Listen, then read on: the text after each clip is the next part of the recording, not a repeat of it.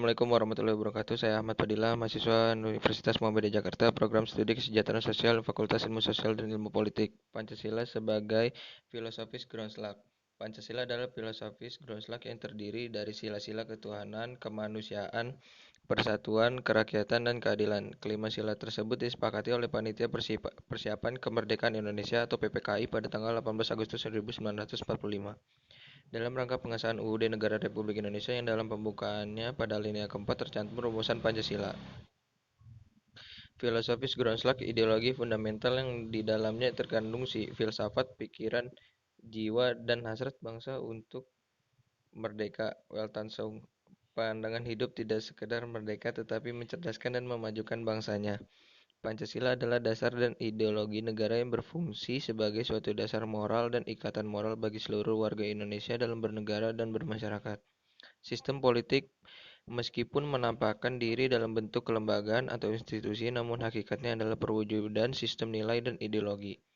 Bangsa Indonesia memperingati tanggal 1 Juni sebagai hari kelahiran Pancasila. Referensi histori dari kelahiran Pancasila pun dapat kita temui baik dalam bentuk sumber atau bahan kepustakaan maupun media elektronik visual yang berkembang pesat saat ini.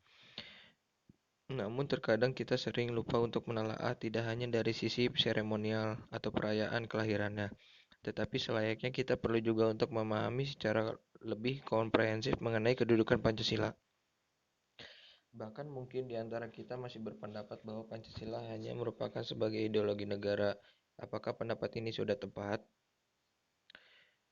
Menurut Soekarno, menyebut Pancasila sebagai filosofis groundslug atau pandangan hidup bangsa Indonesia. Oleh karena itu, Pancasila memiliki dua kepentingan, yaitu yang pertama, Pancasila diharapkan senantiasa menjadi pedoman dan petunjuk dalam menjalani keseharian hidup manusia Indonesia baik dalam berkeluarga, bermasyarakat maupun berbangsa.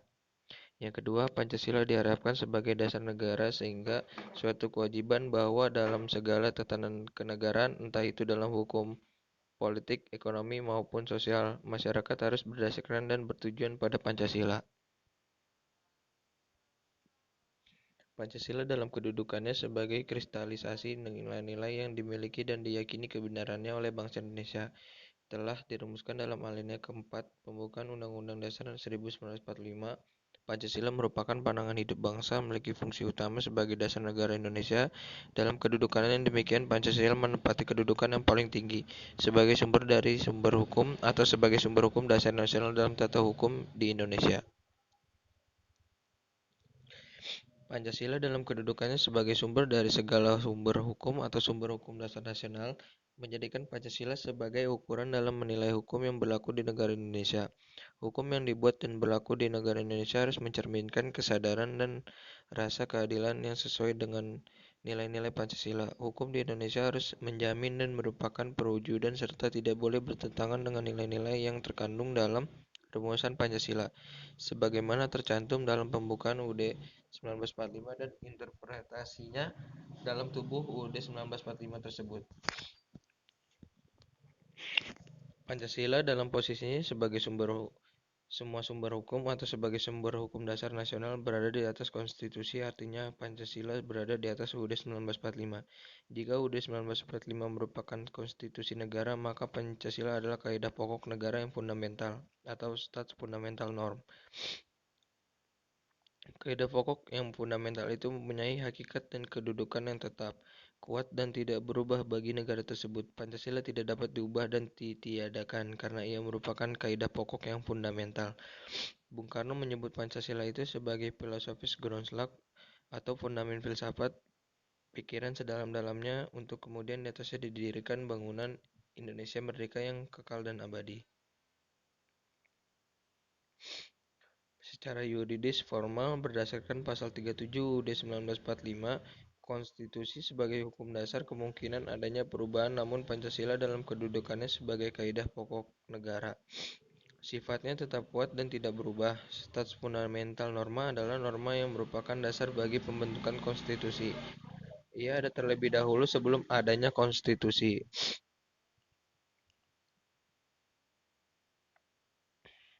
Pancasila sebagai stats fundamental norm diletakkan sebagai dasar asas dalam mendirikan negara, maka ia tidak dapat diubah.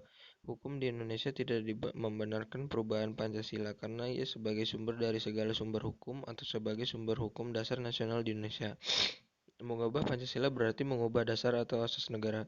Kalau dasar asas atau fundamental dari negara tersebut diubah, maka dengan sendirinya negara yang diproklamasikan hasil perjuangan para pahlawan bangsa akan berubah atau tidak ada sebab dasarnya atau fundamennya tidak ada. Tetapi akhir-akhir ini pada pihak yang menyatakan bahwa agama merupakan musuh terbesar Pancasila. Agama dianggap menjadi akar terjadi masalah di negeri ini. Tentu tudingan seperti ini tidak dapat dibenarkan karena tidak sesuai dengan nilai historis dan filosofis Pancasila itu sendiri. Berdasarkan pidato kenegaraan Presiden Soeharto pada tanggal 16 Agustus 1983 meyakinkan bahwa Pancasila bukanlah agama. Pancasila tidak akan dan tidak mungkin menggantikan agama. Pancasila tidak akan diagamakan, juga agama tidak mungkin dipancasilakan. Tidak ada sila-sila dari Pancasila yang bertentangan dengan agama, dan tidak ada satu agama pun yang ajarannya memberi tanda-tanda larangan terhadap pengamalan dari sila-sila dalam Pancasila.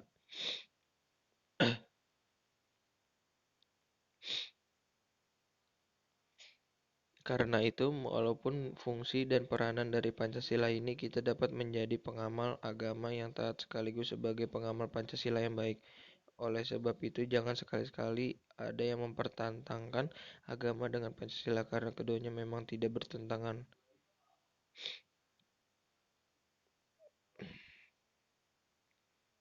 Tersebut bisa dibaca dari buku Gebiar Muktamar Muhammadiyah ke-43 di Banda Aceh tahun 1945. Pancasila tidak ada yang bertentangan dengan ajaran agama Islam. Yang terpenting untuk dikemukakan ialah bagaimana dapat terpeliharanya keserasian Pancasila dengan agama masing-masing berada pada fungsinya dan dapat berjalan bersama-sama. Penghayatan dan pengalaman ajaran agama Islam benar-benar memperoleh jaminan perlindungan dan dukungan dari Pancasila sebagai dasar falsafah negara. Jangan sampai dengan dalih mengamalkan Pancasila, ajaran agama Islam justru terdesak. Misalnya dalam hukum perkawinan di kalangan umat Islam ditentukan bahwa wanita muslimah tidak dibenarkan kawin dengan laki-laki non-muslim. Quran Surat Al-Baqarah ayat 221.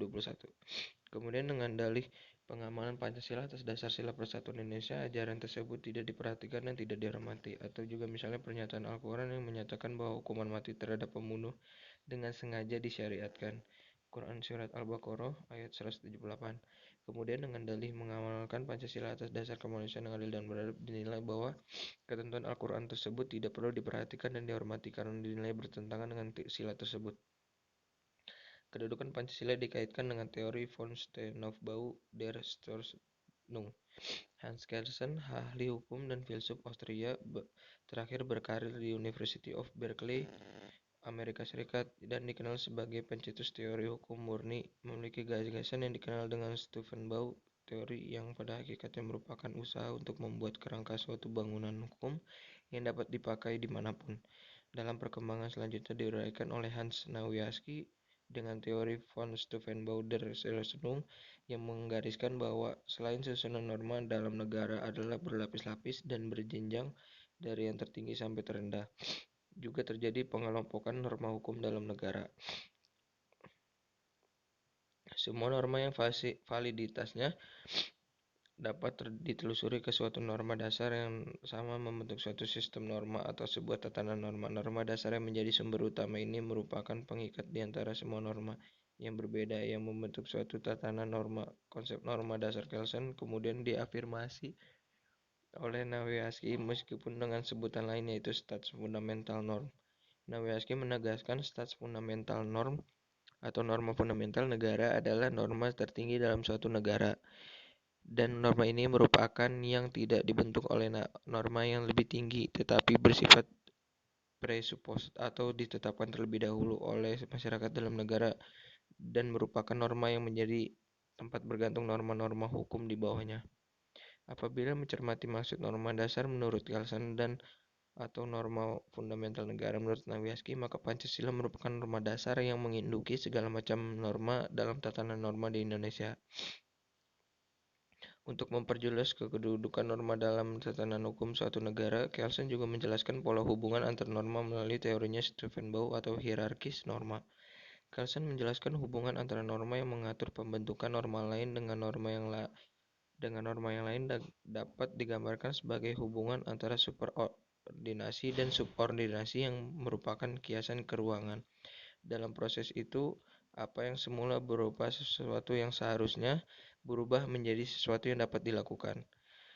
Teori Kelsen tentang hierarkis norma kemudian dikembangkan oleh muridnya Nawiaski dalam bukunya Allgemeine Rechtslehre.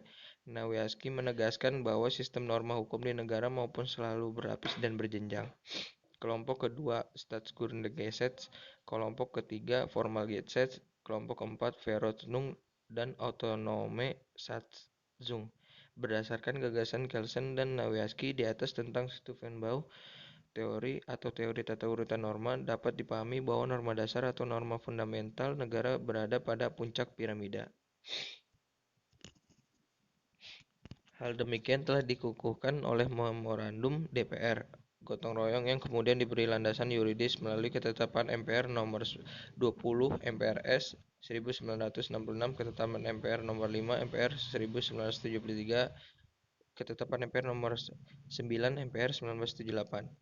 Pancasila sebagai sumber dasar negara sebagai hukum dimaksudkan sebagai sumber dari tertib hukum negara Indonesia. Menurut Roslan Saleh, fungsi Pancasila sebagai segala sumber hukum mengandung arti bahwa Pancasila berkedudukan sebagai yang pertama ideologi hukum Indonesia, yang kedua kumpulan nilai-nilai yang harus berada di belakang keseluruhan hukum Indonesia, yang ketiga asas-asas yang harus diikuti sebagai petunjuk dalam mengadakan pilihan hukum di Indonesia, yang keempat, sebagai suatu pernyataan dari nilai kejiwaan dan keinginan bangsa Indonesia juga dalam hukumnya.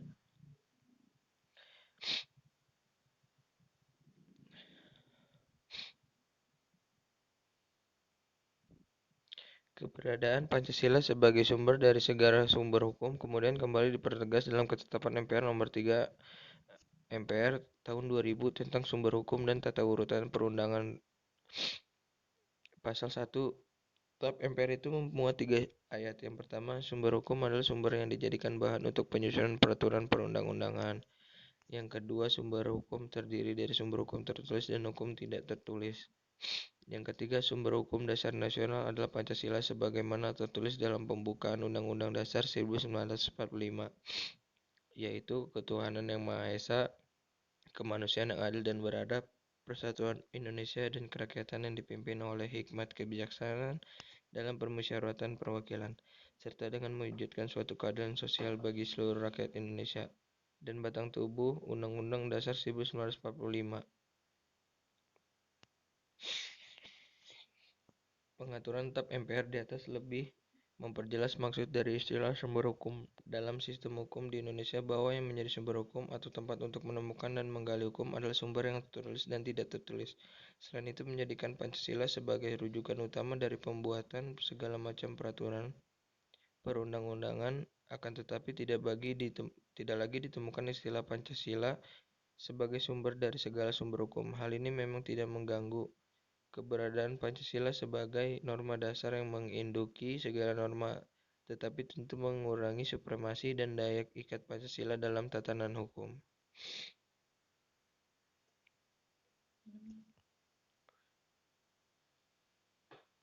Dikatakan demikian karena nilai-nilai Pancasila seperti sebagai pandangan hidup, kesadaran, cita-cita hukum, dan cita-cita moral tidak lagi mendapatkan legitimasi yuridis. Terutama sistem hukum modern sudah banyak dipengaruhi oleh aliran pemikiran positivisme hukum yang hanya mengakui peraturan-peraturan tertulis. Untuk itu adalah suatu kekeliruan apabila tidak menerangkan secara eksplisit mengenai Pancasila sebagai sumber dari segala sumber hukum. Menariknya, supremasi Pancasila dalam sistem hukum kembali ditemukan dalam Undang-Undang Nomor 10 Tahun 2004 tentang pembentukan peraturan perundang-undangan. Pada pasal 2 Undang-Undang Nomor 10 Tahun 2004 ini disebutkan Pancasila merupakan segala sumber hukum negara. Undang-undang tersebut kemudian diganti dengan Undang-Undang Nomor 12 Tahun 2011 sebagaimana terakhir diubah sebagian dengan Undang-Undang Nomor 15 Tahun 2019 yang mengatur tentang hal yang serupa. Pada pasal 2 Undang-Undang 12 Tahun 2011 ini tetap menegaskan hal yang sama sebagaimana dalam Undang-Undang Nomor 10 Tahun 2004 bahwa Pancasila merupakan segala sumber hukum negara. Dengan demikian, Keberadaan Pancasila kembali menjadi supreme norm dalam sistem hukum negara Indonesia sehingga Pancasila sebagai suatu pandangan hidup, kesadaran dan cita-cita hukum maupun cita-cita moral bangsa terlegitimasi secara yuridis. Kesimpulan dari materi ini adalah Pancasila sebagai filosofis Groslag atau pandangan hidup bangsa Indonesia memiliki kedudukan sebagai asas fundamental norms yang merupakan dasar asas dalam mendirikan negara, bersifat tetap, tidak dapat diubah. Hukum di Indonesia tidak membenarkan perubahan Pancasila karena ia sebagai sumber dari segala sumber hukum atau sebagai sumber hukum dasar nasional di Indonesia. Penegasan serta legitimasi kedudukan Pancasila sebagai sumber segala sumber hukum negara kaitannya dengan teori von Steubenvau der Rechtsordnung. Selain telah secara jelas termaktub dalam pembukaan Undang-Undang Dasar 1945 juga telah secara jelas tercantum dalam Undang-Undang Nomor 12 Tahun 2011 sebagaimana terakhir diubah dengan Undang-Undang Nomor 15 Tahun 2019. Sekian dari saya, kurang lebihnya mohon maaf. Wabillahi taufiq wal hidayah. Wassalamualaikum warahmatullahi wabarakatuh.